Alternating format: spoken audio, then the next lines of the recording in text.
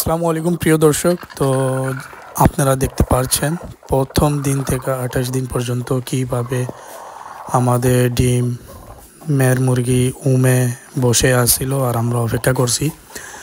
প্রত্যেকটা দিন আমরা দেখছি, ভিডিও বানাইছি। আর এখন যে আছে আমরা তুলে ফেলতেছি চুলকাগুলা। আর 10টা ডিম বসাইছিলাম আর 8টা ডিমের থেকে 2টা ডিম বাদ রইছে, বুলা হইছে নাকি এটা আরও পরে ফুটবো, এটা আমরা দেখবো একদিন পরে।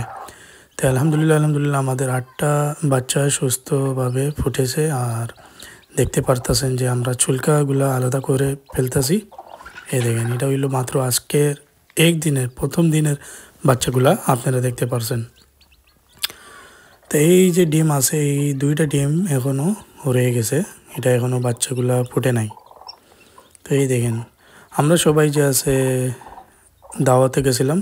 তো আয়সা দেখছি রাত্রে যে মুরগির নিচে বাচ্চাগুলো শব্দ করতেছে। তো আমার ওয়াইফ বললো যে অবশ্যই বাচ্চাগুলো ফুটেছে। তো আলহামদুলিল্লাহ 8টা বাচ্চা ফুটেছে আর 2টা ডিম বাকি রয়েছে। তো আমরা দেখব কালকে কী অবস্থা। তো মুরগি আমরা আবারও উমে বসাই দিছি। এই বাচ্চাগুলোকে দরকার, গরম তাপমাত্রা দরকার, মাত্র একদিনের, আর এমনি শীতের দিন।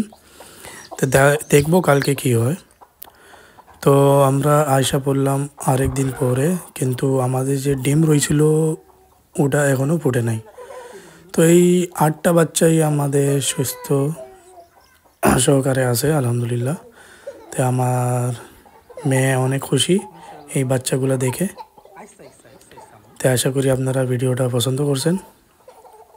তো ইনশাল্লাহ আরও নতুন ব্লগ নিয়ে আসবো, আমাদের পাশে থাকবেন ইনশাল্লাহ। আসসালামু আলাইকুম।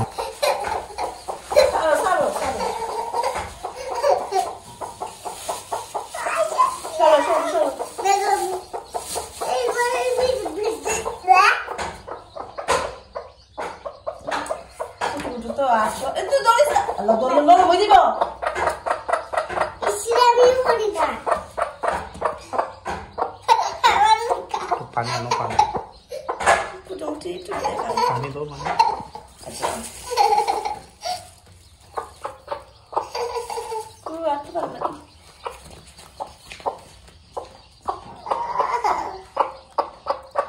बस टुकुर मारबो।